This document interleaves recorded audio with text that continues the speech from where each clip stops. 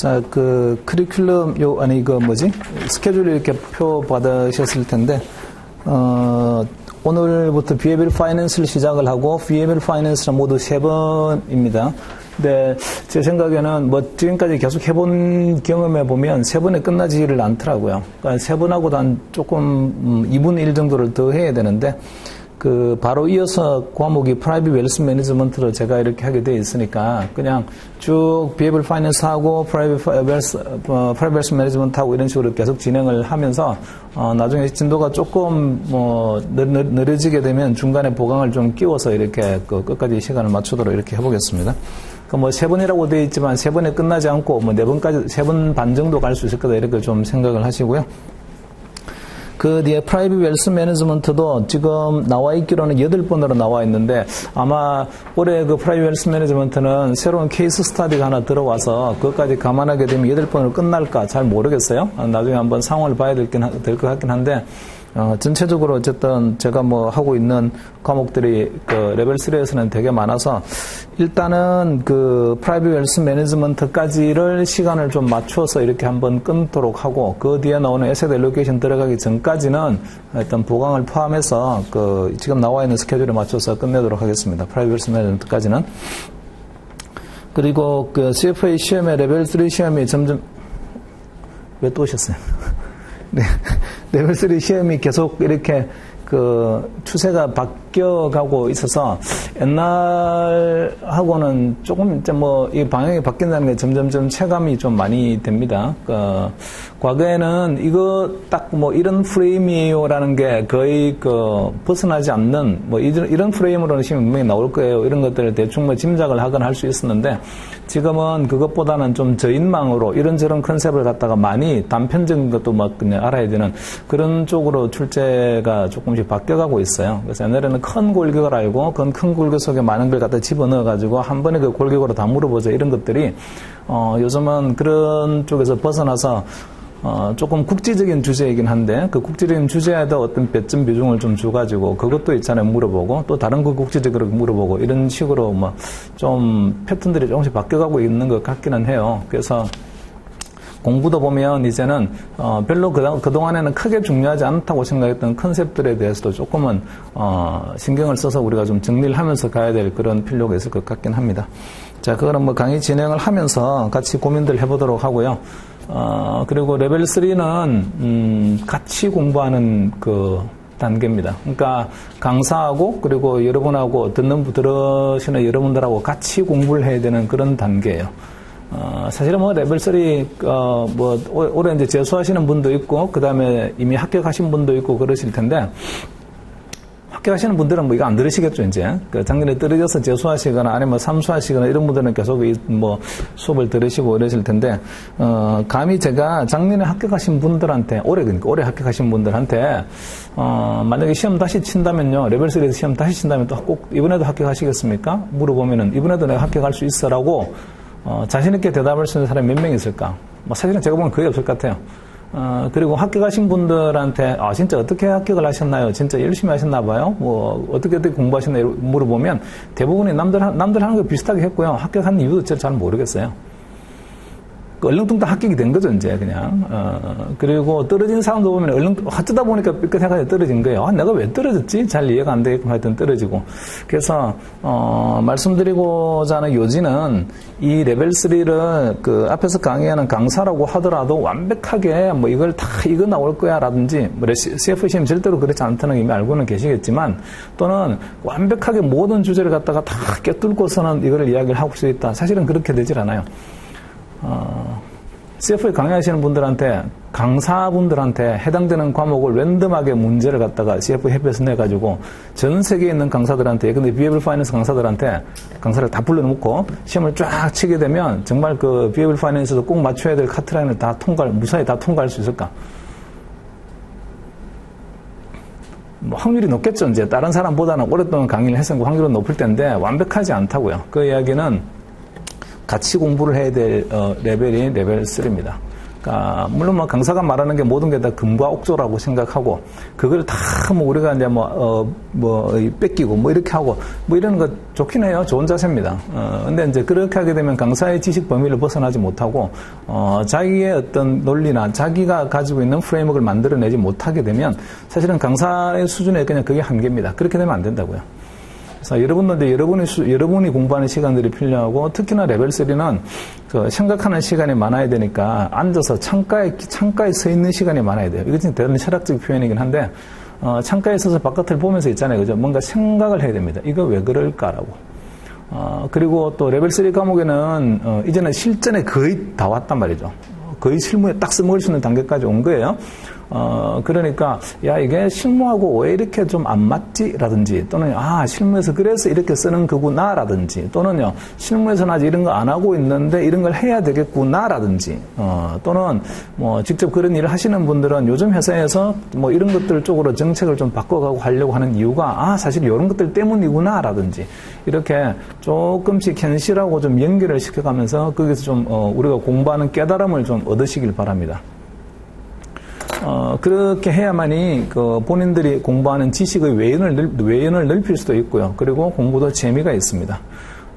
내용 자체가 레벨 3는 되게 방대하거든요. 그 방대한 내용을 다 외우듯이 하다 사실 일 수가 없어요.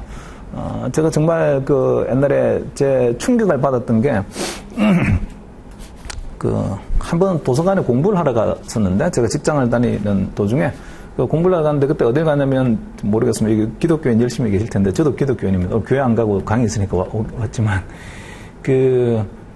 신학대학 도서관을 제가 가서 잠깐 도서관에서 왔다 갔다 하면서 주말에 공부를 해야 될 일이 있었는데 몇 번 왔다 갔다 했습니다. 근데 저는 제가 생각하는 성경은요 굉장히 경건한 그런 책이라서 절대로 낙설한다 이런 게 없고 그러는데 아니 거기 가니까 성경책을 한 2권 3권 이렇게 펼쳐놓고요 그냥 막 줄 그어가면 낙서하고 별표하고 동그라미 치고 돼지꼬리 해가지고 삭제 표시하고 이런 거 막 해놨더라고요. 그냥 여러 성경책에다가 무슨 도서관 우리가 수험 공부하듯이 그 성경책을 드립도 파고 공부하고 있는 거예요. 법정 공부하듯이. 그래서 저는 경건한 마음으로 성경은 딱 이렇게 단상 위에 올려놓고 이렇게 읽는 거다, 무릎 꿇고, 이런 생각을 가지고 있다가, 갑자기 거기다가 온갖 낙서를 다 해가면서 막 쓰고 있는 거 보니까, 그때 사실은 저는 신앙적으로 좀 충격받았습니다. 성경도 학문의 대상이 될 수 있구나라고. 근데 그렇게 해서 이제 목사를 안수를 받으신 분들은 보면, 어느 구절에 무슨 내용이 있다는 걸 유명한 구절들은 또 많이 알지만 전체 성경을 다 외우지는 못하잖아요. 근데 맥락은 알고 있죠. 이렇게 해석이 돼야 된다는 걸. CF 레벨 3도 똑같아요. 내용이 너무 방대하다 보니까 이거 전체를 알 수는 없습니다. 하지만 성경에서 중요한 구절을 외우는 것처럼 레벨 3에서는 아주 중요한 키워드들은 있어요. 그런 키워드들은 반드시 내가 외우고 간다 이렇게 평소에 연습을 좀 하시기 바랍니다. 시험이 지금 한 7, 8개월 이상 남아있잖아요. 남아있는 기간 동안에 특히나 이제 레벨 3는 에세이가 되게 스트레스를 무지하게 많이 받게 되어 있는데 에세이라고 해서 본인의 생활 에세이를 쓰는 건 아니거든요. 에세이는 그냥 주관식일 뿐입니다. 주관식을 그냥 문장으로 쓰는 거죠. 근데 문장을 갖다가 1줄 20줄 이렇게 쓸 필요도 없고 보통 서너 줄이 끝입니다. 서너 줄 정도로 쓸 때 반드시 들어가야 될 키워드나 키 익스프레션이 있는데 그 키워드 키 익스프레션 안 쓰게 되면 아무리 말을 많이 써도 있잖아요. 점수 안 나옵니다.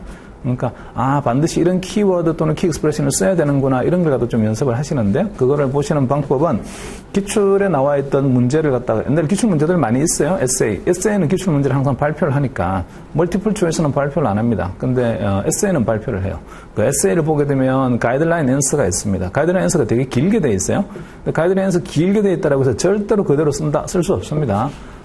그 중에서 반드시 있잖아요. 요 문장들은 반드시 들어가야 돼. 이것은 이게 키워드군 하면 그 키워드로 있잖아요. 그 전체 길게 나와 있는 가이드라인 앤서를 한 2줄 정도로 요약하는 연습을 갖다가 꾸준히 하시기 바랍니다. 꾸준히. 그러면 나중에 패턴이 키 익스프레션이 마치 이디엄처럼 무슨 수거처럼 있잖아요. 그렇게 그냥 아주 생활화되어서 표현들이 막 됩니다. 그 연습을 좀 많이 해놓으셔야 실제로 시험에서 당황하지 않습니다. 자, 제가 이제 여러모로 강의할 과목들이 되게 많거든요. 그리고 저도 완벽하진 않아요. 그러니까 하다가 보면은, 저도 헷갈릴 수 있고 이러는데, 그때는 좀 같이 고민하면서, 이거 이렇게 해석해야 되지 않을까? 이렇게 접근하는 게 맞을 것 같아. 요런 식으로 좀, 우리 한자에 보게 되면, 교학상장이란 말이 있어요. 교학상장. 가르치고, 배우면서 같이 성장한다는 표현이 있는데, 레벨 3가 딱 그렇습니다. 그래서 뭐 여러분도 저한테 이제 도움을 주셔야 되고 뭐 저도 제가 알고 있는 지식을 여러분한테 전달을 하겠고 이렇게 할 텐데 그게 좀 시너지가 나서 전체적으로 나중에 레벨 3 합격하는데 좀 많은 도움이 되었으면 합니다. 자, 공부해야 될 걸 한번 볼게요. Behavioral Finance. Behavioral Finance는 Private Wealth Management하고 같이 묶여서 이렇게 나오거든요, 시험이. 뭐 따로 나올 때도 있고, 그 다음에 Private Wealth Management 속에 묶여가지고 이렇게 나올 때도 있고, 그리고 말은 전체적으로는 Private Wealth Management인데 그 안에 보게 되면 Behavioral Finance에 대한 이야기를 갖다가 질문으로 묻는 경우도 이렇게 있습니다. 그래서 요거는 그냥 Behavioral Finance는 Private Wealth Management하고 같이 묶여서 공부한다 이렇게 좀 생각을 하시면 되고요. 전체 내용을 한번 보도록 합시다. 이 Behavioral Finance는 1, 2까지 오는 동안에 전혀 우리가 들어본 적이 없는 겁니다. 자, 받으신 교재에 그 목차의 스타디 세션은 3이라고 되어 있는 거요. 맨 첫 번째 페이지 딱 넘기면 나오는 목차의 스타디 세션 3이라고 되어 있는 거.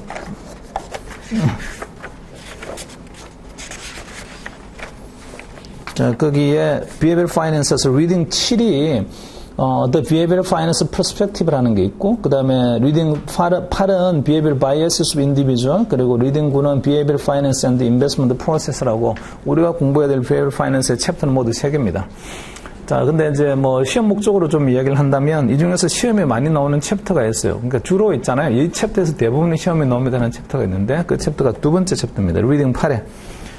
The Behavioral Biases of Individual. 여기서 여러 가지 이제, 사람들이 가지고 있는 투자 의사결정 속에, 내재되어 있는 또는 투자 의사결정 속에 있잖아요. 의사결정에 영향을 미치는 여러 가지 심리적 편향이라든지 이런 것들이 투자 심리의 편향들이 소개가 됩니다. 주로 되게 심리학적 표현들이에요.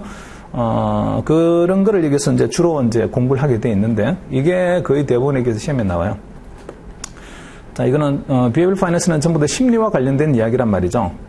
그래서 심리학이 여기 많이 들어옵니다. 그리고 심리학적 용어도 되게 많이 있고, 그걸 우리 레벨 2까지 한 번도 들어본 적이 없는데, 여기서부터는 조금요, 레벨 2까지는 기계의 영역에 있다가, 레벨 3 Behavioral Finance로 오면서 사람의 영역으로 이제 내려옵니다. 사람은 완벽하지가 않거든요. 이제 첫 번째 우리가 공부할 리딩 7은 The Behavioral Finance Perspective인데, 뭔가 perspective라는 건 어떤 관점이라는 뜻이잖아요. 뭐에 대한 관점일까요? 뒤에 말이 생략이 되어 있어요. Behavioral Finance Perspective. 뭐에 대한 관점이겠습니까? 인생에 대한 관점, 결혼에 대한 관점, 이런 식의 관점들이 있을 텐데, 뭔가에 대한 Behavioral Finance만의 관점이 있어요. 그러니까 Behavioral Finance하고 좀 이렇게 비교가 되는 게 Traditional Finance인데, 전통 파이낸스하고 Behavioral Finance는 뭐가 다를까요? 어떤 관점에 대해서, 뭐에 대해서 있잖아요. 바라보는 관점이 Traditional Finance는 이렇게 바라보고요. 그거를 그 다음에 Behavioral Finance는 이렇게 바라봐요. 라는 어떤 대상이 있습니다. 그 관점에 대해서. 이거는 Investment Decision Making입니다. 투자 의사결정. 자, 투자 의사결정에 대해서 어떻게 전통 파이낸스는 투자 의사결정을 이렇게 하는 거야라고 이제 바라보고, Behavioral Finance는 투자 의사결정에 대해서 바라보는 관점이 어떨까요? 이게 이제 두 개가 좀 다릅니다. 자, 우리가 공부해야 될 것들이 주로 이제 리딩 7은 굉장히 아카데믹한 내용들을 공부를 해요. 전통 파이낸스하고 트래디셔널 비헤이비어럴 파이낸스가 이렇게 달라요 라는 그 아카데믹한 백그라운드를 공부를 하고, 그 다음에 리딩 7에서 공부하실 것들은 이제 비헤이비어럴 파이낸스에서 강조하고 있는 투자 의사결정 속에 실제로 어떤 바이어스들이 이제 나타나는 겁니까 라는 바이어스의 종류들을 이야기합니다. 그리고 리딩 3도 리딩 9는 리딩 8의 그냥 연장입니다. 이거는, 이미 우리가 8에서 공부했던 것들 중에 또 중복되는 컨셉들에 대해 연장돼서 몇 개가 나오는데, 그러니까 뭐 리딩 8과 9는요, 거의 하나의 챕터다 이렇게 생각할 수 있습니다. 자, 7이 되게 아카데믹하고, 그 다음에 8, 9는요, 바이어스에 대한 종류에 대한 얘기를 한다. 이런 거고요. 이렇게 생각하시면 돼요. 바이어스의 종류. 이제부터 비헤이비어럴 파이낸스를 공부하시는 동안은 여러분들은요, 의사입니다. 의사, 그러니까 정신과 의사라든지 또는 뭐 심리 상담을 해주는 사람, 이런 식의 의사입니다. 의사한테 누군가가 온 거예요. 환자가 이렇게 왔는데 이 사람이 기침을 하고 있습니다. 증상을 보게 되면 나타나는 증상은 기침하고 있어요. 자, 이제는 거기에 대해서 여러분은 처방을 해줘야 됩니다. 뭔가 이렇게 하세요라고 처방을 해줘야 된다고요. 그 처방을 해주려고 하게 되면 기침을 하는 원인 병명을 알아내야 되는 거잖아요. 근데 기침을 하는 원인 병명의 종류가 많이 있습니다. 단순한 감기일 수도 있고, 그 다음에 독감일 수도 있고, 뭐 천식일 수도 있고, 다양한 원인들이 있다고요. 그냥 단순한 감기와 독감과 천식은 서로 처방하는 방법들이 다르죠. 그 정상으로 보게 되면 기침해요 이러지만 왜 기침하는 거지라고 했잖아요. 그죠? 그 왜에 대한 거, 이유가 뭐지? 그게 바이어스입니다. 마치 어떤 바이러스에 걸린 것처럼 이 사람이 이런 바이어스를 가지고 있으니까 이런 행동을 하는 거야 라는 그 행동에 나오는 바이어스를 찾아내야만이 정확하게 행동 교정이 됩니다. 이 비헤이비얼 파이낸스도 마찬가지인데 여러분이 앞으로 포트폴리오 매니저를 하실 거 아니에요? CFA가 되시게 되면. 자, 그리고 포트폴리오 매니저 하게 되면 여러분한테 클라이언트들이 이렇게 올 거예요. 그러면 클라이언트들하고 뭔가 포트폴리오 어떻게 짜면 되는 거지 이런 식의 뭔가 그 여러분이 옆에서 조언을 하거나 어드바이저를 할 때에 이 사람이 뭔가 고집을 계속 부리고 있는 거예요. 그래서 고집을 계속 부리는 걸 보고 왜 그러지? 하고 그냥 그 내용을 왜 그런지를 우리는 읽어내야 아주 좋은 옵티멀한 솔루션을 찾아낼 수 있습니다. 그래서 이제 지금 비헤이비얼 파이낸스 공부하는 목적은 나의 고객에 대한 심리를 이해하자. 이게 이제 그 목적이고요. 그 고객에 대한 심리만 제대로 이해된다면 우리가 아주 옵티멀한 쪽으로 포트폴리오를 짜는 쪽으로 유도해 갈 수 있습니다. 그래서 어떻게 그러면 이 사람의 심리 상태를 파악하나요? 라는 것들을 나중에 이제 리딩 8이라든지 리딩 9에서 이렇게 좀 공부를 할 거고요. 그렇게 파악된 걸로 본다면 이 사람이 가지고 있는 증상은 무슨 증상입니까? 그 증상을 갖다 우리가 진단을 하게 되고 그 진단을 제대로 하게 되면 그게 맞는 레메디, 어떤 조치를 해낼 수 있습니다. 그래서 비헤이비얼 파이낸스는 질문이 시험에 나오는 게 딱 그거예요. 그냥 뭔가 어떤 증상에 대한 그런 클루, 실마리가 주어지고 문제에서 이 사람이 어떤 질병을 가지고 있는 건지 바이어스니까 찾아내세요. 그리고 그 바이어스를 찾아내게 되면 어떤 조치를 해야 되나요? 이런 것들에 대한 게 질문의 아주 핵심 내용입니다. 그래서 뭐 읽다 보면 재미있기도 해요. 맞아, 이런 것들이 있군이라고요. 나도 그래라고. 나도 자유롭진 않아라고. 그래서 좀 재미있게 공부할 수 있는데 대신에 좀 어렵기는 해요. 명의하고 그냥 일반 의사라고 해서 나쁜 건 아니지만 그 차이가 나는 거 보게 되면 누군가는 증상을 갖다가 똑같은 증상을 보이는 걸 두고 뭔가 있잖아요. 그죠? 질병에 대한 진단을 다르게 하는 경우가 있습니다. 시험에서는 그걸 물어요. 질병에 대한 진단을 네가 바로 했니? 라고 이렇게 묻습니다. 그래서 그 질병은 나중에 이제 공부하시겠지만 그걸 바이어스라고 얘기는 표현을 해놨는데 그 바이어스는 두 종류가 있어요. 머리에서 오는 게 있고 가슴에서 오는 게 있고 두 가지가 있습니다. 머리에서 오는 걸 일단 코그니티브 바이어스라고 하고 그 다음에 그 가슴에서 오는 걸 이모셔널 바이어스라고 하는데 둘 중에 어느 게 치료하기 쉽겠습니까? 머리에서 오는 거 치료하기 쉽겠어요? 가슴에서 오는 거 치료하기 쉽겠어요?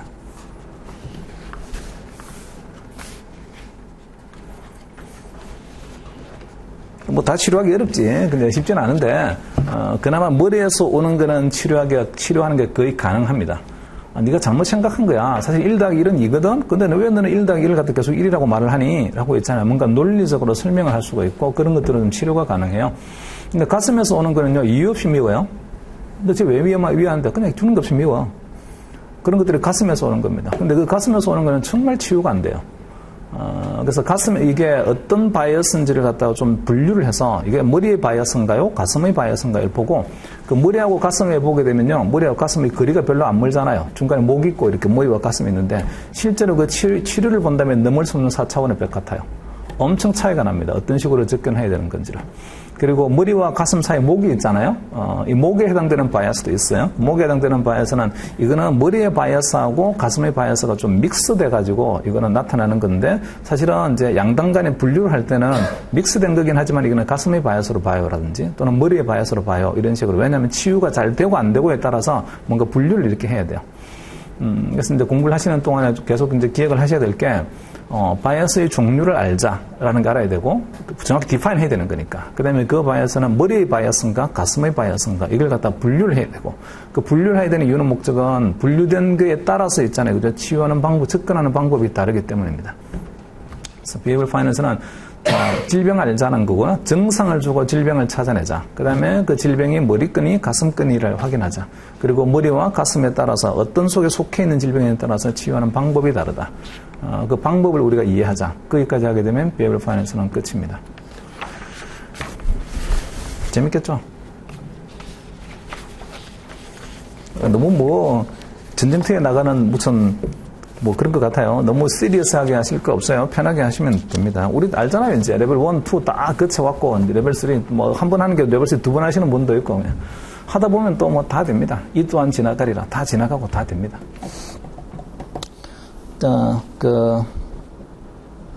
공부를 하기 전에, 이게 페이지 몇 페이지야? 15네, 15. 로마 숫자 15. 첫 번째 페이지 말고 두 번째 페이지.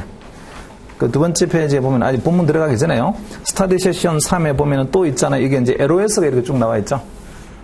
Behavioral Finance의 LOS는 작년에 LOS에서 안 바뀌었습니다. 근데 작년에 LOS 안 바뀌었는데, 좀 귀찮게도, LOS 안 바뀌었다는 얘기는 커리큘럼부 코어 리딩이 전혀 안 바뀌었다는 얘기예요. 코어 리딩도 안 바뀌었고, 커리큘럼부 그대로입니다. 그리고 LOS도 안 바뀌었어요. 그러면 스웨트 노트도 안 바뀌었으면 좋잖아요. 강의하는 사람 입장에서는 안 바뀌는 게 좋아요. 근데 스웨트 노트는 좀 바뀌었어요. 리라이팅을 했다고 해요. 다시 썼어요. 근데 다시 쓴 거를 완전히 다시 쓰진 않고 뭔가 조금씩을 추가를 하거나 뭐 이렇게 빼거나 이렇게 해가지고 약간의 편집을 조금 다르게 했습니다. 그리고 작년까지의 설명으로는 이런 것들은 설명 안 했는데 하는 것도 조금씩은 이렇게 부가 설명들이 좀 되어 있긴 합니다. 근데 그거는 같은 LOS인데도 불구하고 작년에 써머리했던 것과 올해 써머리했던 게 내용이 조금 다르다고 해서 작년 거는 틀렸고 올해 써머리가 맞는 거예요. 이런 의미는 아닙니다. 이제 제가 설명을 드릴 때는 작년 거에 포함이 되어 있다고 올해 빠진 것도 그렇고요. 다 포함을 해가지고 이렇게 설명을 드리긴 할 거예요. 그리고 이 스터디 세션에서 제가 이거 비해비얼 파이낸스 할 때마다 이게 제가 말씀을 드리는데 7번, 스터디 세션 3에 7번, The Behavioral Finance Perspective의 LOS를 한번 보시면요. A, B, C, D가 있잖아요. A, B, C, D에서 하나만 좀 줄을 그어 놓을 텐데, D에 보세요, D. Compare Traditional Behavioral Finance Perspective on Portfolio Construction. 포트폴리오 어떻게 짜야 되는 거지? 여러분 어떻게 포트폴리오 짜야 된다고 배웠어요? 전통 파이낸스에서는. 아니, 레벨 1, 2에서 포트폴리오 매니지먼트 했잖아요. 포트폴리오 어떻게 짜야 된다고 배웠어요? 신중하게 짜야 된다, 잘 짜야 된다, 이런 건 아닐 테니까, 하여튼 어쨌든 간에 배우긴 배웠을 거 아니에요? 맨 먼저, 같은 기대수일까? 같은 기대수일까? 위험이 다르다면 기대수익이 높은 걸 선택한다. 도미넌스 프린시플을 쓰자. 도미넌스 프린시플을 써가지고 이피션트 프론티어를 일단은 그리자. 그리고 거기다가 무형 자산을 갖다가 결합하게 되면 캐피탈 마켓 라인에 넣는다. 그 캐피탈 마켓 라인 중에서 내가 랜딩 포트폴리오 할 건지 아니면 바로잉 포트폴리오 할 건지는 그건 자금 조달의 문제다. 그런 게 했습니까? 안 했나 보군요. 했을 거예요. 그러니까 이피션트 프론티어는 곡선이지만 무형 자산을 집어넣는 순간 우리는 이피션트 프론티어가 이제는 직선으로 바뀌잖아요. 그 직선을 우리는 캐피탈 마켓 라인이라고 했고, 캐피탈 마켓 라인 중에 어디에 점을 딱 찍을 건지는요, 나의 투자, 나는 내가 레버리지를 하려고 하게 되면 레버리지 포트폴리오 쓰면 되고, 레버리지 안 하고 내 돈만 가지고 할 거예요 하게 되면 국채 투자하고 마켓 포트폴리오에 투자하세요. 이렇게 하는 걸 했다고요. 그런 식으로 공부한 게 전통 파이낸스의 포트폴리오 컨스트럭션의 문제입니다. 근데 이제 비해비얼 파이낸스나 포트폴리오 컨스트럭션은 그렇게 하지 않아요. 다르게 합니다, 이제. 그래서, 자, 여기서 포트폴리오를 어떻게 짜야 되는지를 전통 파이낸스와 비해비얼 파이낸스 사실은 다르게 좀 접근을 하는데, 어느 게 좀 더 정답일까? 정답은 없어요. 기관 투자자 같은 경우는 전통 파이낸스 방식을 따라가면 되고, 개인 투자자 같은 경우는 전통 파이낸스가 아니고 비해비얼 파이낸스의 관점을 따라가는 게 오히려 더 맞습니다. 나중에 이제 공부를 하다 보게 되면, 이게 맞겠군, 이런 생각들이 들어요. 더불어서, 그 D번에 보면 and the behave capital market이라는 게 있지. 자, 캐피탈 마켓이 자본시장인데 자본시장의 형태를 갖다가 있잖아요. 비해비얼 파이낸스에서는 이렇게 설명을 하고 트래디셔널 파이낸스에서는 이렇게 설명합니다. 우리가 공부했던 거 잠깐 기억을 해볼게요. 전통 파이낸스에서는 시장에 대한 일종의 가설이 있습니다. 시장은요, 금융시장은 이래요 라는 가설이 있어요. 그 가설 뭘 배웠습니까? 대답하기가 싫구나 이제. 알아서 다 말해줘 이런 건 아닐 거 아니에요. EMH 배웠을 거 아니에요. Efficient Market. 시장은 Efficient Market이라고 했잖아요. 그죠? 가설을 세웠습니다. 그냥 하이파티스로 끝났어요. 이게 theory가 아니에요. 그냥 가설입니다. 그러니까 여전히 있잖아요. 이론 단계까지는 아직까지 검증을 되게 많이 거쳐야 되는 가설에 머물러 있는데 그 가설에 머물러 있는 이유는 여러 가지 어노멀리가 있기 때문입니다. 그러니까 이 어노멀리가 설명이 안 된단 말이죠. 이 어노멀리까지 정확히 다 설명이 된다라고 하게 되면 가설에서 끝나지 않고 띠오리까지 다 됐을 거예요. 근데 이거는 가설로 딱 멈춰 있습니다. 아직까지. 어쨌든 전통 파이낸스는 이피션트 마켓이어야 되는 거예요 라는 것들에 대한 걸 또 우리는 공부를 했고요. 비해비얼 파이낸스에서는 그 시장에 대한 게 이피션트하다라고 말하지 않습니다. 시장은 이피션트하지 않아요. 비해비얼 파이낸스에서는. 단지 이피션트 하려고 노력할 뿐입니다. 그래서 자, 전체적으로 비해비얼 파이낸스는 개인 또는 투자자의 의사결정 속에 들어있는 머리와 가슴의 바이아스를 이야기를 하는 건데 이거는 시장에 대한 이야기는 아니잖아요. 개인에 대한 이야기들이라고 했다. 그런데 유일하게 시장에 대한 LOS가 시장에 대해서 물어보는 거. 자, 전통 파이낸스는 시장을 어떻게 설명하고 비해ብል 파이낸스는 시장을 어떻게 설명하는 거지? 그 시장에 대해서 물어보는 LOS가 거기 리딩 7에 D번이 있잖아요. 유일한 LOS입니다. 시장에 대해서 물어보는. 그래서 거기 좀 줄을 그어 놓으셔야 될 게 The Behavior of Capital Market이라는 게 있잖아요. 자본 시장에 대한 이야기. 오케이? 그래서 이 자본 시장에 대한 이야기는 비해빌 파이낸스의 전체적 관점에서 본다면 마이크로한 접근이 아니고 좀 매크로한 접근이거든요. 그래서 매크로 비해빌 파이낸스를 물어보는 LOS는 요 7의 D번하고 그 다음에 9번 또 보세요. 9번 비해빌 파이낸스 and investment process에서 A, B, C, D, E, F, G가 있는데 그 G 보세요. G. 9 챕터의 G LOS를 보시면 describe how behavioral biases of investors can lead to market characteristics that may not be explained by traditional finance. behavioral bias를 가지고 있는 그런 투자자들이 뭉쳐 있다 보게 되면 시장은 어떻게 되는 거죠? 라고 했잖아요. 또 여기서 또 한번 또 시장에 대한 이야기가 나옵니다. 그래서 좀 behavioral finance를 매크로 관점에서 물어보는 LOS는요. 방금 말했던 7번의 D하고 그 다음에 9번의 G하고 요 두 개입니다. 근데 지금까지 한 번도 요 매크로한 비해빌 파이낸스에 대한 LOS가 시험에 나온 적이 없어요. 한 번도 나온 적이 없다니까 앞으로는 안 나올 거다 그런 이야기가 아니고 언젠가는 나올 수 있는 있잖아요. 이제 포텐셜을 가지고 있으니까 꼭 이거는 좀 정리를 좀 해놓으시기 바랍니다. 이걸 그냥 무심결에 대부분의 이제 개인에 대한 이야기를 막 하다 보니까 그게 집중을 하다 보게 되면 매크로한 게 넘어갈 수가 있는데 그러다가 매크로한 게 한번 시험에 탁 나오게 되면 완전히 뒤통수 맞습니다. 전혀 답을 못하겠다 이렇게 되어버리니까 이거는 좀 신경을 나중에 좀 쓰시기 바랍니다. 자, 이제 179페이지 본문 쪽으로 가볼까요?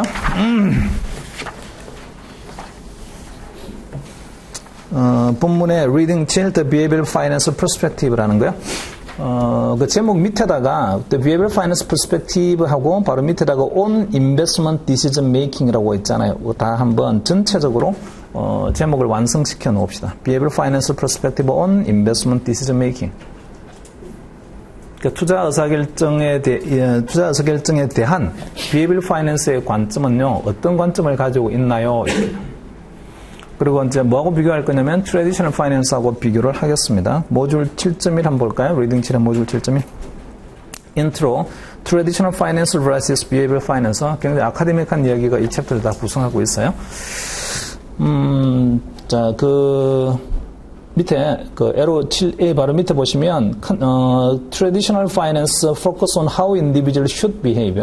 전통 파이낸스는 이런 이야기를 한다. how에 동그라미 치고요. should에 동그라미 치세요. 어떻게 있잖아요. 행동을 해야 된다라고 traditional finance에서는 강조를 합니다.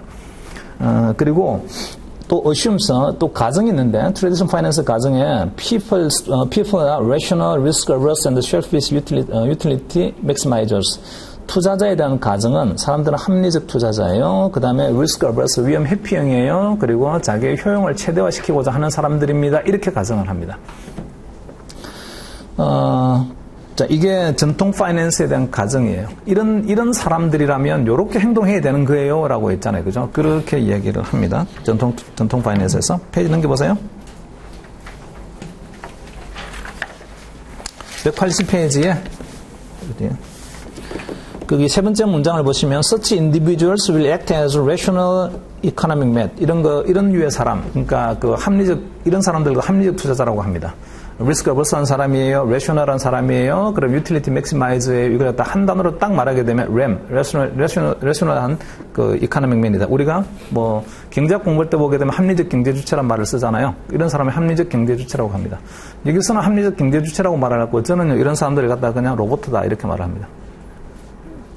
사실은 사람은 이렇지가 않아요. 사이보그 같은 애들이죠. 이런 사람들. 그래서 이런 사람들이 만약에 램이 모여있게 되면 which will lead to efficient market. 시장은 어떻게 되어야 하는가 하면 효율적 시장으로 가야 됩니다. efficient market으로. 그리고 efficient market은 정의가 나와 있죠. where prices reflect all available relevant information.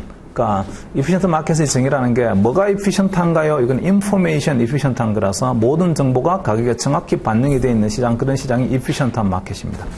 램이 모이게 되면 efficient 마켓이 돼요. 근데 램이라는 게 로봇 같은 애들이란 말이죠. 로봇 같은 애들이 모이게 되면 이피션트 마켓이 되는데 로봇 같지 않은 애들이 모이게 되면 이피션트 마켓이 될 리가 없습니다. 자, 그리고 또요. Traditional finance is concerned with the normative analysis and determining the rational solution to problem. normative analysis라는 게 이렇게 되어 있는 규범적 분석이죠. 이렇게 되어야 됩니다라고 했잖아요. 그죠? should 이렇게 되어야 됩니다라고. 그리고 it uses prescriptive analysis to look for practical tool and method to find those rational solution. 그래서 일단 처방을 내리게 됩니다. 이런 사람들이라고 하게 되면 이렇게 모이게 될 테니까 이렇게 하는 게 맞아라고 했잖아요. 그죠? 딱 그냥 처방이 내려집니다.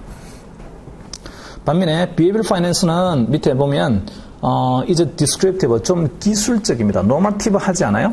이래요라고. normative는 규범직이라서 이렇게 돼야 된다는 이야기고, descriptive 한 거는 그냥 설명을 합니다. 사람들이 이런 거예요, 사람들. 그래서 which focus on describing how individuals behave and market decision. 자, 거기 how에 일단은 동그라미를 치고요.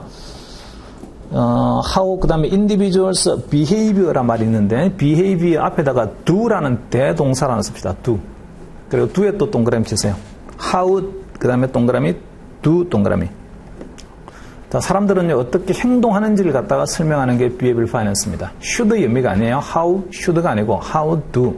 어떻게 사람들이 행동합니까를 설명하는 게 behavioral finance다. 자, 그리고 it draws on concept of traditional finance psychology, adaptive economics and neuroeconomics 이런 것들이 배경이 됩니다. 지금까지 전통 파이낸스 사이콜로지라든지 그 다음에 adaptive economics, neuroeconomics 뭐 이런 류에 있잖아요. 그죠? 다양한 그런 것들이 밑에 백그라운드를 깔고 있는 게 behavioral finance입니다. 그리고 거기서 그 패러그램 마지막 문장을 보시면 behavioral finance recognizes that the way information is presented can affect decision making, leading to both emotional and cognitive bias. behavioral finance는 이걸 갖다가 인정을 합니다. 자, the way information is presented, 그러니까 어떤 정보를 표현하는 방법이 있는데 정보를 표현하는 방법이요 can affect decision making. 이게 의사결정에 영향을 주게 된다. 그래서 어떻게 정보를 표현하냐에 따라서 의사결정이 달라지게 된다. 이걸 갖다 인정을 합니다. 그리고 거기 the way information is presented라고 줄을 긋고요. 이걸 한 단어로 말하게 되면 framing이라고 합니다. framing. 어떻게 framing을 하냐에 따라서 의사결정이 달라지게 돼요. 자, 그리고 의사결정, 원래는요, 합리적 투자자라고 하게 되면, 합리적인 진짜 그런 의사결정을 하는 사람이라고 하면, 정보를 갖다가 이거 섞어가지고 뭔가를 준다고 하더라도요, 레셔널하게 판단해서 늘 동일한 결론을 내리게 됩니다. 근데 합리적 투자자가 아니면 정보를 갖다가 다르게 섞게 되면은요, 이렇게 순수를 달려주게 되면, 그러면 거기서 뭔가 바이어스가 생깁니다. 착각도 하게 되고요, 감정적으로 뭔가 저항감이 생기기도 하고, 또는 받아들이기도 하고, 이렇게 하면서. 그래서, leading to both emotional and cognitive bias. 그러니까 프레이밍에 따라서 사람들은 결국은 의사결정을 하다 이렇게 막 결론이 달라지게 되는데 그 달라지는 이유는 이런저런 바이어스가 마음속에 생기기 때문입니다. 근데 바이어스 종류가 두 가지가 있다고요. 뭐가 있어요? 이모셔널 바이어스, 가슴으로부터 오는 바이어스가 있고 두 번째는 코그니티브 바이어스, 머리에서 오는 바이어스가 있습니다. 여기까지 오케이? 너무 쉬운 이야기 하고 있지? 자, 이쯤에서 제가 가끔 이제 예를 드는 것들이 있어요. 오늘 같은 날 영화 보러 가기 되게 좋은 날인데, 뭐, 열심히 공부해야 되니까 나중에 보답을 받겠죠, 이제. CGV 가게 되면 CGV 콤보라는 있잖아요, 그죠? 그런 게 있어요. 이거, 팝콘하고 뭐 콜라하고 그렇게 주는 게 있잖아요. 뭐 이런 콤보들이 있어요. 자, CGV 가서 콤보를 제가 시켰습니다. 영화를 보려고. 그래서 그냥, 많이 먹지는 못할 것 같고, 그냥 하여튼 콤보를 시키긴 했는데, 좀 뭐 작은 걸 하나 시켰습니다. 그래서 팝콘 작은 거 하고요, 콜라 하나 주세요. 이렇게 했더니 얼마였더니 9,000원입니다. 근데 이 사람이 이제 9,000원이라, 제가 9,000원 내려고 딱 하는 데 있잖아요. 근데 그 앞에서 이제 계산하는 사람이 이렇게 이야기하는 거예요. 500원 추가하시면요, 라지 사이즈로 바꿔줍니다. 500원 추가하면 라지 사이즈 바꿔준다고 해요. 선택은요. 여러분 어떻게 선택하십니까, 그때는?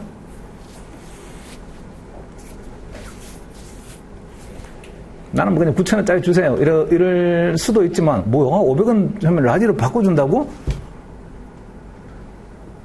이러면, 뭐, 많은 사람들이 바꿉니다, 그냥. 500원 더 내고 있잖아요. 그냥 바꿔주세요. 이렇게 한다고요. 그게 뭐냐면, 기준점이 벌써 뭐가 딱 생긴 거냐면, 야, 스몰이 9,000원이잖아. 근데 더블 라지로 바꿔준다는데 500원만 더 내면 된다고? 그런 순간요, 500원으로 라지 사이즈로 바꿔준다는 게 엄청 싸게 느껴집니다. 반대로 뒤집어가지고, 자, 제가 먹고 싶어서 있잖아요. 라지를 갖다 딱 시켰어요. 얼마였던 9,500원 합니다. 너무 많아요. 야, 그냥 작은 걸로 바꿔주세요. 하게 되면 머릿속에 대충 얼마 정도 생각할까요, 그러면? 9,500원이 라지래. 근데 그걸 스몰 사이즈로 탁 바꾸게 되면요. 그럼 얼마쯤 빼줄 거란 머릿속에 생각이 듭니까, 대충? 그럼 한 2, 3,000원은 빠지겠지. 이런 생각이 들 거 아니에요? 근데 스몰 사이즈로 딱 바꾸면 9,000원인데요? 뭐야, 500원밖에 안 빠져? 되게 느낌이 엄청 다르죠? 그래서 어느 걸 먼저 있잖아요, 그죠? 머릿속에 기준점을 딱 주냐에 따라가지고 사람들이 가지고 있는 이모셔널 바이어스가 확 생겨버립니다. 자, 이런 것들이 의사결정에 이제 영향을 주게 된다고요. 그래서 나중에 그 공부하시는 것들 중에 심리에서 의사결정이 이렇게 흔들리는 이유는 결국은요, 레퍼런스 포인트를 어디에 두냐, 프레이밍에 결정적 영향을 주게 됩니다. 그리고 그 프레이밍에 따라서 프레이밍을 어떻게 하냐에 따라 가지고 의사결정이 달라진다는 것. 그리고 의사결정이 달라지는 이유는 결국은 각각의 의사결정이 주는 효용이 나한테 다르기 때문인데, 스몰 사이즈를 하는 건지 라지 사이즈를 하는 건지 주는 효용이 다르기 때문인데, 자, 이제 레퍼런스 포인트에 따라서 효용이 어떻게 달라지나요를 갖다 좀 잘만 설명할 수 있다라고 하게 되면 사람들이 투자 의사결정을 하는 과정을 갖다 좀 설명할 수 있을 거예요. 그 이론이 프로스펙트 띠오리입니다. 나중에 이제 공부하시게 될 텐데, 그 프로스펙트 띠오리가 이 비에이블 파이낸스의 우리 공부해야 될 핵심 이론입니다. 노벨 경제학상 받은 거예요. 2002년도에 프로스펙트 띠오리는. 그래서 이 비에이블 파이낸스 공부하는 동안에 노벨 경제학상을 하나 공부하겠습니다. 우리 사실 알게 모르게 노벨 경제학상 공부 많이 했어요. CAPM 노벨 경제학상 받았어요. 1963년도에 받은 그거. 그 다음에 인피니트 프론티어 있죠. 포트폴리오 선택하는 거. 그것도 노벨 경제학상에 받은 이야기고, 해리 마코피츠가 또 했네. 블랙숄드 머튼 옵션 프라이싱 공식. 그것도 노벨 경제학상 받은 거고. 그러니까 CFA 공부해서 노벨 경제학상 받은 거 엄청 공부 많이 했어요. 드디어 이제 여기서는 그 비에이블 파이낸스라고 2002년도에 노벨 경제학상 받은 걸 또 한번 공부하겠습니다. 자, 그리고 코그니티브 바이어스, 코그니티브 에러 또는 코그니티브 바이어스 뭐 둘 다 표현할 수 있는데, 코그니티브 이거는 머릿속에서 오는 거거든요. 머릿속에서 오는 것보다는 이거는 바이어스라기보다는 그 일종의 에러의 성격이 훨씬 더 강합니다. 에러는 고칠 수가 있잖아요. 근데 바이어스는 누구는 좋고 누구는 싫어 이런 개념하고 되게 비슷해서 그게 잘 안 고쳐집니다. 그래서 cognitive error라는 게 errors resulting from faulty information processing or memory. 그러니까 뭔가 잘못되게 정보를 갖다 처리했기 때문에 있잖아요. 에러가 생겼거나 또는 기억에 뭔가 잘못됐기 때문에 있잖아요. 잘못 판단하는 거 이런 것들은 전부 다 cognitive error라고 생각할 수가 있어요. The emotional bias는 resulting from the prior to human emotion over rational decision making. 그러니까 어떤 합리적 의사결정보다는 사람의 감정이 앞서서 뭔가 좀 합리적 의사결정을 못하는 걸 갖다 cognitive bias라고 합니다. 이모셔널 바이어스. 이모셔널 바이어스의 대표적인 하나를 예를 들면 이런 것들이 있어요. 여러분 보면 이런 게 있는데, 어떤 사람이 주식을 갖다가 이제 포트폴리오를 가지고 있습니다. 포트폴리오 들고 있는데, 그 포트폴리오에 보니까요, 정말 이름도 듣도 보도 못한 이상한 주식이 있잖아요. 대단히 큰 비중을 차지하고 하나 있어요. 근데 이게 보니까 시가가 원래 옛날에는 가격이 되게 좋았는데, 점점 가격이 내려가가지고요. 지금은 거의 뭐, 가격 자체가 되게 아주 낮은 그런, 그리고 어디 회생의 가능성도 별로 보이지 않는 주식입니다. 그럼에도 불구하고 이 사람이 이 주식을 들고 있는 거예요. 그래서 이제 우리는 합리적 의사결정을 해야 되는 사람이니까 이 전망도 별로 안 좋고 그래 보이는데 말이죠. 이거 왜 주식 포기하지 않고 왜 계속 포트폴리오에 담아 놓습니까?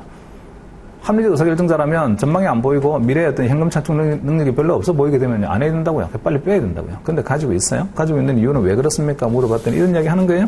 그 우리 아버지가 만든 회사인데요. 우리 할아버지 때부터 정성을 쏟아가지고, 우리 아버지가 있잖아요. 회사로 하나 설립을 했던 거예요. 지금은 아버지가 손을 떼셨지만, 그래서 내가 실제로 그 사주가 이런 건 아니지만, 회사로부터 벗어나시긴 했지만, 어쨌든 우리 아버지가 만든 회사입니다. 그래서 제가 가지고 있습니다. 이런 것들은 합리적 의사결정과 상관이 없는 거예요. 그건 가슴으로부터 오는 겁니다. 그런 것들은 나중에 인다운먼트 바이어스라고 하는데, 특별한 애착을 주는 거예요. 특별한 애착. 특별한 애착이 가슴으로부터 오는 거고, 그런 사람한테 주식 파세요 하면 안 팝니다. 자, 앞으로 이제 그런 것도 공부해야 될 거예요. 그리고 또 밑에 거 봅니다. Individuals are normal and behavioral finance에서는 사람에 대한 가정이 있는데 사람들은 rational하다고 가정을 하지 않아요. 그냥 normal할 뿐입니다. 정상적입니다. 그 다음에 may or may not act in a risk-averse utility maximization manner. 아까 traditional finance에서는 전부 다 사람들이 selfish하고 utility를 maximization 하고자 하고 risk-averse 하다라고 했잖아요. 그렇게 가정을 했잖아요. 근데 behavioral finance에서는 may or may not에 동그라미 치세요. may or may not. 이럴 수도 있고 아닐 수도 있어요. 그때 달라요. 이런 겁니다. 어떤 때는 risk-averse 하고 어떤 때는 risk-seeking 하고 그렇습니다. 이게 정상적인 사람의 존재. 자, 일관성이 없어요. 그래서 항상 있잖아요. 뭔가 이 리스크를 벌써도 이런 일관성이 없고, 뭐 이때는 어버스 할 수 있고, 리스크 시킹 할 수 있고, 이렇게 삶이 그때그때 달라집니다. 그리고 their resulting decisions may be suboptimal from rational perspective. 전통적 재무의 관점에서는 이렇게 의사결정이 나오면 안 되는 거야 라고 하더라도요. 그러니까 옵티멀하지 않은 그런 의사결정을 갖다가 끄리낌 없이 합니다. 그것들은 이제 그게 사람이라고요. This can result in markets that temporarily or persistently deviate from efficiency. 이런 사람들이 모이게 되면 시장은 더 이상 합리적이지 않고요. 일시적으로 합리적인 또는 효율적 시장으로부터 벗어나거나 아니면요 persistently 계속해서 있잖아요. 합리성을 갖다가 벗어나거나 효율성을 벗어나게 됩니다. 이렇게 됐습니까? 이야기 다 했네 이제. 사람에 대한 이야기가 있고 시장에 대한 이야기가 있는데 트래디셔널 파이낸스에서는 사람은요 로봇이에요. 그 로봇들이 모이다 보니까 시장은 이피션트해져요. 이렇게 되고 반면에 이 비헤이비어럴 파이낸스는 사람은요 그냥 사람이에요. 감정이 있는 사람이고 그런 사람이 모이다 보니까 좀 비합리적인 의사결정도 하게 되고 시장은 때로는 보면은 일시적으로 비합리성 때문에 시장이 효율성으로 벗어날 수도 있고 아니면 그런 사람이 계속 모여 있다 보니까 그런 비합리성이 계속 유지되기도 하고 뭐 그렇습니다. 대단히 현실적인 이야기를 하고 있죠 지금 비헤이비어럴 파이낸스는. 자, 꾸준히 시장에 있잖아요. 효율성으로도 벗어나는 현상을 뭐라고 하냐면 어노멀리라고 하죠. 이런 일이 생기면 안 되는데 근데 꾸준히 그런 일이 있는 거예요. 뭔가 이런 일이 있다라고 하게 되면 이런 일이 있다라고 하게 되면 누구나 그러면 그런 투자를 하겠네. 그런 투자를 하게 되면 초과 수익이라는 걸 못 얻겠군. 이렇게 돼야 됨에도 불구하고 원래 얻어야 될 수익보다 더 높은 초과 수익을 얻는 상태가 계속해서 오랫동안 꾸준히 지속된다. 이런 거는요. 시장이 효율적이라는 걸 벗어난 거고 그런 시장은 비효율적 시장입니다. 그 비효율적 시장에 대한 설명을 우리는 그런 현상들을 어노멀리라고 하죠. 자, 그러면 트래디셔널 파이낸스에서는 어노멀리가 생길 수 있습니까? 못 생기죠. 전통 파이낸스에서는 어노멀리가 생길 수가 없다고요. 그런데 비헤이비어럴 파이낸스에서는 얼마인지 어노멀리를 인정합니다. 그리고 비헤이비어럴 파이낸스에서는 어노멀리가 아닌 거예요, 그냥. 당연히 그런 일이 있을 수 있는 거예요라고 얘기를 합니다. 그래서 전통 파이낸스가 설명하지 못하는 어노멀리들을 비헤이비어럴 파이낸스에서는요 설명을 합니다. 그거는 사람들이 있기 때문이에요. 이런 심리를 가지고 있기 때문에 그런 거예요. 이런 식으로 설명을 한다고요. 자, 그리고 좀 지루하긴 하지만 요게 제가 읽으면서 좀 이야기를 해야 돼요. 왜냐면 그냥 읽어가지고서는 나중에 머릿속에 빨리빨리 개념이 잘 오지도 않고 뭔가 책에도 잘 안 씁니다. 처음에는 제가 좀 이렇게 읽으면서 계속 이야기를 할 텐데 자꾸 이야기를 하다 보게 되면요 이제 머릿속에 조금씩 개념들이 잡히고 체계가 잡히게 됩니다. 자, 그리고 또 그 밑에 보세요. Behavioral Finance can be divided into two general categories. Behavioral Finance는 두 가지 카테고리가 있는데 하나는 마이크로한 게 있고 두 번째는 매크로한 게 있습니다. 마이크로한 거는 사람을 설명하고자 하는 거고요. 그 다음 매크로한 거는 시장을 Behavioral Finance 관점에서 설명하고자 하는 겁니다. 주로 우리가 공부하는 거는 마이크로한 걸 다 공부를 하고요. 사람에 대한 걸 다 공부를 하고 매크로한 거에 대한 LOS는 아까 말씀드린 것처럼 두 개밖에 없습니다. 자, 그리고 밑으로 또 오세요. By understanding how individuals and the markets actually behave. 그 how이 동그라미 치고 actually 동그라미 치세요. 그러니까 사람들이 실질적으로 어떻게 행동하는지만 제대로 이해만 한다라고 하면 and the divergence of actual and theoretically optimal behavior 그리고 실제로 일어나는 일과 이론적으로 있잖아요. 최적이라는 일과 그게 서로 좀 같지 않다는 것만 diverge 되어 있다는 걸 만약에 이해만 할 수 있다라고 하게 되면 it is a hope that investors can modify their actions to achieve a better outcome. 자, 이제는 사람을 이해를 한 거잖아요. 그러면 조금 더 좋은 결과가 나오게끔 뭔가 액션을 취해볼 수 있습니다. 이 말이 됐나요? 모디파이 할 수 있다고요. 지금처럼 하시면 안 되고요.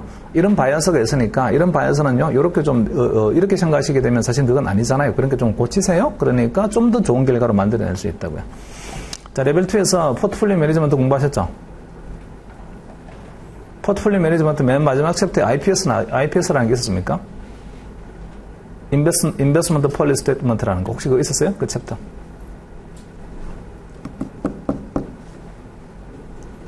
제가 레벨 2 포트를 한 2년 전인가 3년 전인가 강의를 하고 작년 재작년에 다른 분이 강의를 하셔가지고 지금 아마 챕터 내용 구성을 갖다 제가 정확히는 모르겠는데 그 포트폴리오 매니지먼트 레벨 2에 IPS라는 게 있어요. 레벨 1에서도 아마 요즘은 보니까 좀 설명이 되더라고요. 그게 포트폴리오를 짜는 첫 번째 방법은 뭐예요? 스텝이 단계가 있어요. 단계.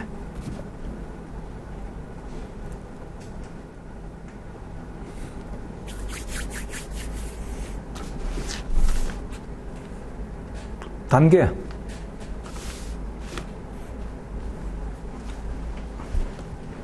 자, 근데 이쪽에 힌트를 하나 안 드려서 그렇구나. 그 포트폴리오가 여러분을 위한 포트폴리오가 아니에요. 인베스트먼트 폴리시 스테이트먼트는 누구를 위한 거냐면 고객을 위한 겁니다. 그래서 나는 펀드 매니저로서 나한테 돈을 맡긴 고객을 위해서 있잖아요. 운용을 해야 되고, 운용을 내 맘대로 하는 게 아니고 어떤 일정한 지침을 가지고 내가 공부를 할 거라고요. 근데 그 지침은 누가 나한테 해주는 거냐면 고객이 나한테 해주는 거죠. 이렇게 운용해 주세요라고 운용 지시 같은 겁니다. 그게 IPS라고요. 인베스트먼트 폴리시 스테이트먼트 우리가 공부하시게 될 텐데 프라이빗 웰스 매니지먼트하고 인스티튜셔널 인베스트 쪽에 가서 자 그러면 그 인베스트먼트 폴리시 스테이트먼트는 결국은 고객이 나한테 지시하고 있는 운용 지시서라고요. 이렇게 돈을 갖다 운용을 해주세요라는 거라고요. 기관들은 보게 되면 기관들의 고객이 있잖아요. 직접적으로 그 펀드 매니저 기관에 다니는 사람한테 와가지고 내 돈 이렇게 굴려줘 이렇게 하질 않잖아요. 기관의 돈을 굴리는 거는 자기들의 어떤 규칙들이 있습니다. 이렇게 하는 거라는 어떤 규정들이 다 있다고요. 규정에 맞춰서 운용을 하면 됩니다. 근데 개인들은요 다 속성들이 다 달라요. 그래서 나의 클라이언트로 개인이 왔고 그 개인을 위해서 내가 돈을 만약에 포트폴리오 짜서 운용한다라고 하게 되면 어떻게 운용해야 되는 거지? 라고 포트폴리오 짜기 위한 있잖아요. 어떤 기준이 있어야 되는데 그게 인베스트먼트 폴리시 스테이트먼트예요. 그 기준대로만 나는 운용을 하면 됩니다. 고객하고 합의한 거니까 이제. 자, 그러면 그 인베스트먼트 폴리시 스테이트먼트라는 운용 지시서 또는 운용 지침 또는 운용 기준을 갖다가 내가 만들기 위한 첫 번째 단계는 뭘까요? 응? 계획을 짜야죠. 플래닝을 해야 되는데 그 플래닝도 쪼갤 수가 있다고요. 맨 먼저 해야 되는 게 Know your client. 당신은 고객을 이용하세요. 고객을 이해하세요. 그 다음에 두 번째 Know the market. 그 다음에 시장을 갖다가 이해하세요. Know your client. 그 다음에 Know the market. 시장을 이해하세요. 그 다음 단계 나오는 게 포트폴리오 짜는 게 나옵니다. 자, Know your client. 당신의 고객을 이해하세요. 그거는 그 사람이 어떤 사람인지 당신의 고객이 어떤 사람인지 알라는 이야기잖아요. 그걸 공부하는 과목이 Behavioral Finance예요. 그 다음에 Know the Market, 시장을 이해하세요 라는 거요. 그 시장을 이해하는 거는 앞으로 주식시장은 어떻게 될 것 같고 채권 시장은 어떻게 될 것 같고 뭐 이런 것들은 시장에 대한 전망에 대한 이야기입니다. 그게 Capital Market Expectation입니다. 여러분의 레벨 3에서 공부해야 될 과목 중에. 그래서 개인에 대한 이야기를 하고 그 다음에 시장에 대한 분석이 내가 끝났어요. 그러면 개인이 가지고 있는 목표하고요. 그 다음에 시장하고를 연결을 해가지고 내가 포트폴리오를 짤 수 있잖아요.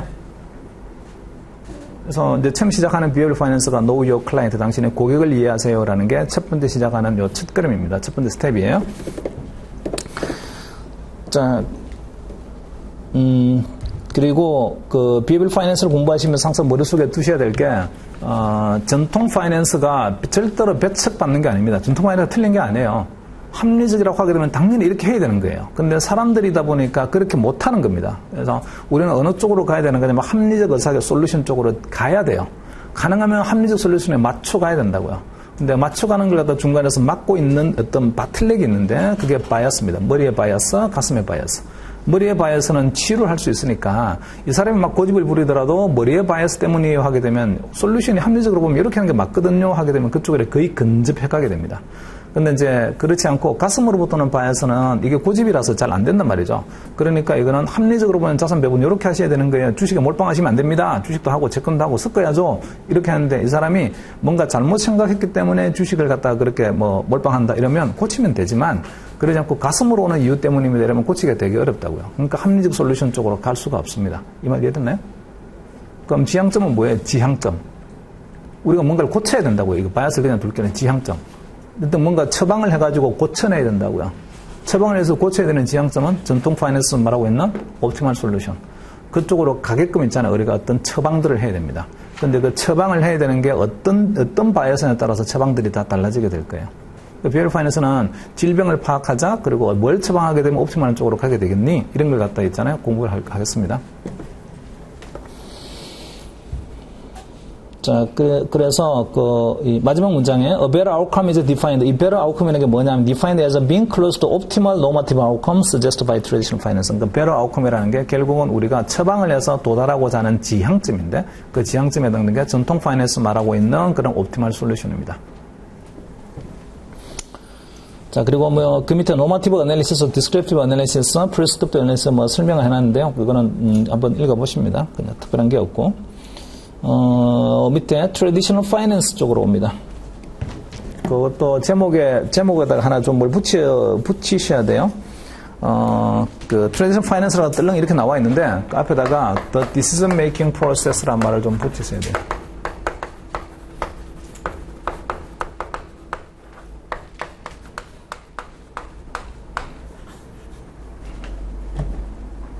The decision-making process of traditional finance. 요렇게 돼야 돼요. 요 앞에 말이 좀 생략이 되어 있네.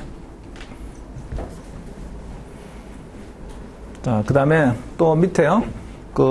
바로 밑에 traditional finance is based on 이라고 되어 있는 문장 시작하는데 그 앞에다가 1번이라고 있잖아요. 그 사이에다가 1번이라고 하고 요렇게 좀 써놓습니다. 램이라고 쓸게요. 자, 전통 투자에서는 사람들은 어떤 사람이라고 가정한다고요? 로봇이다 이렇게 가정했습니다. 램이다. 레셔널하고 레셔널은 이코노믹 합리적 경제 주체라고 가정을 합니다.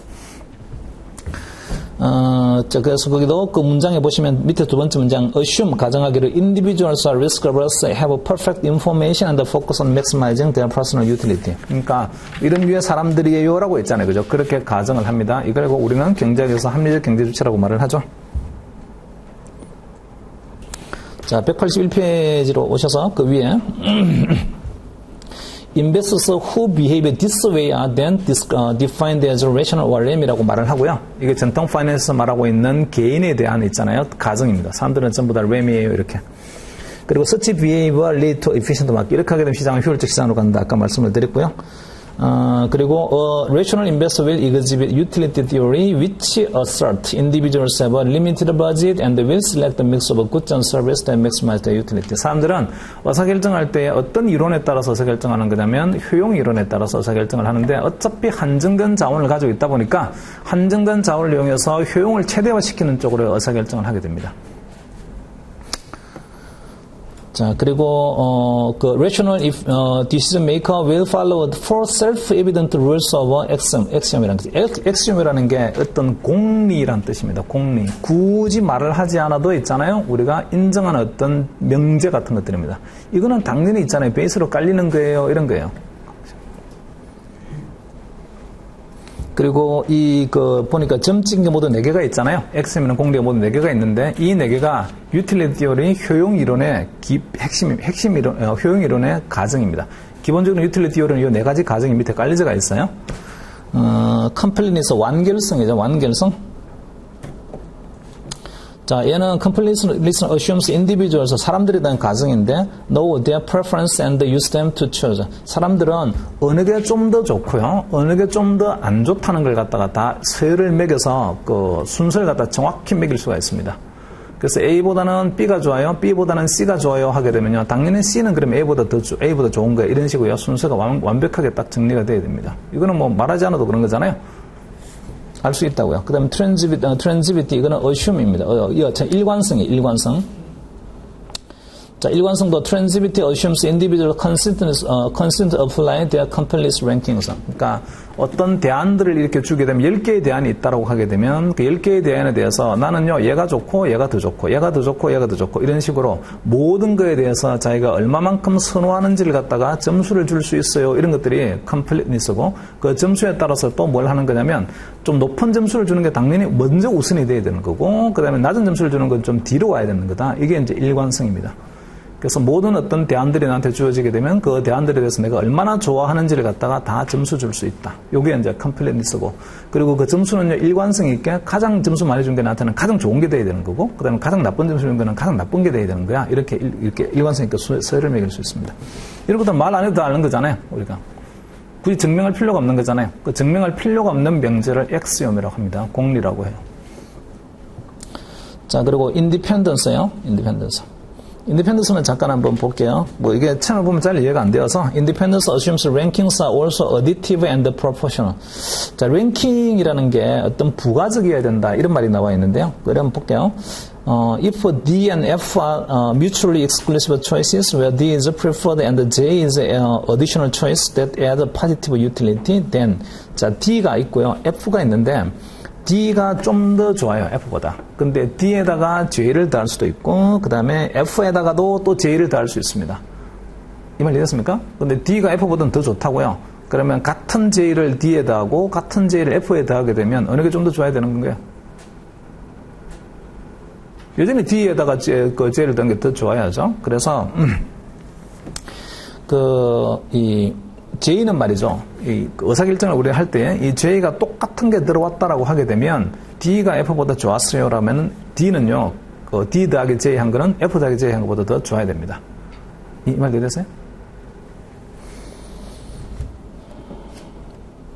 자, 그리고 또 그 밑에 오셔서 continuity, 연속성이요. 우리 utility 펑션, 그림 그리라고 하게 되면 점점점 찍혀지는 걸 그리질 않고 이걸 갖다가 실선으로 이어지는 선을 그리잖아요. 그래서 모든 의사결정들은 있잖아요. 그죠? 수없이 많은 의사결정의 대안들이 있을 텐데 그 의사결정의 대안들은 전부 다 있잖아요. 각자의 효용을 가지고 있고 각자의 효용을 가지고 있는 걸 연속의 선에서 다 그릴 수가 있습니다. 자, 요렇게 요것들은, 기본적으로 증명이 필요 없는 그런 명제들입니다. 증명이 필요 없는 명제를 우리는 엑시옴이라고 말을 하고요.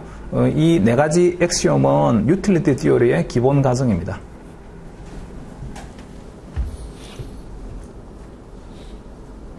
쉬었다 합시다. 잠깐.